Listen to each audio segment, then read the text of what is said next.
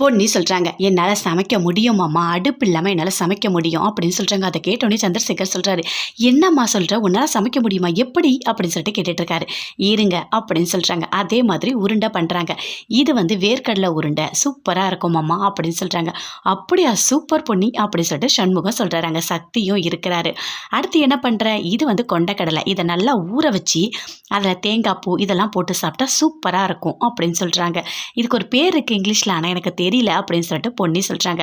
அதோட பேரை சக்தி சொல்கிறாரு. சூப்பர் பொன்னி, சூப்பர், எல்லாமே நல்லா பண்ணிகிட்ருக்க அப்படின்னு சொல்கிறாரு. அடுத்தது அதே மாதிரி ஒவ்வொன்றா பண்ணிகிட்டே இருக்காங்க. எல்லாமே நல்லா இருக்குது அப்படின்னு சொல்லிட்டு இருக்காங்க. சரி, இதெல்லாம் கொஞ்சம் கொடு, நான் உள்ளே எடுத்துகிட்டு போகிறேன் அப்படின்னு சொல்லிட்டு சண்முகம் சொல்கிறாரு. வேண்டாமாம்மா, அவங்க ஏதாவது சொல்ல போகிறாங்க, குடு பொன்னி, நான் பார்த்துக்கிறேன் அப்படின்னு சொல்லிட்டு எடுத்துகிட்டு உள்ளே போகிறாரு. என்னது இது, ஸ்வீட் சூப்பராக இருக்குது, உருண்டை கொடுங்க அப்படின்னு சொல்லிட்டு உஷா வாங்கி சாப்பிட்றாங்க. மூர்த்தியும் சாப்பிட்றாரு.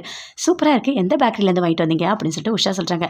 இதெல்லாம் பேக்கரியிலேருந்து வாங்கிட்டு வரல, பொன்னி வெளியே பண்ணது, அடுப்பு இல்லாமல் எண்ணெய் இல்லாமல் சமைப்பாங்களே, அதை நான் கேள்விப்பட்டிருக்கேன், இப்போ தான் பொன்னி சமைச்சிருக்காங்க, சூப்பராக இருக்குது, சாப்பிட்டு பாருங்க அப்படின்னு சொல்கிறாங்க. அதை கேட்டோன்னே அப்படியே ஜெயாவுக்கு பயங்கரமாக கோவம் வருது. ஐயோ சூப்பராக இருக்குது அப்படின்னு சொல்லிட்டு உருண்டையெல்லாம் சாப்பிட்றாங்க. அம்மா நீங்கள் சாப்பிட்றீங்களா அப்படின்னு சொல்லிட்டு சண்முகம் கேட்குறாரு. இல்லை, எனக்கு எதுவுமே வேண்டாம் அப்படின்னு சொல்லிட்டு ஜெயா சொல்கிறாங்க. அப்போ எல்லாத்தையும் சாப்பிட்றாரு சண்முகம். அப்படியே பார்க்குறாங்க உஷா, ஐயோ இன்னும் கொஞ்சம் கிடச்சா நல்லா இருக்குமே, சூப்பராக இருக்குது அப்படின்னு சொல்லிட்டு பார்த்துட்ருக்காங்க.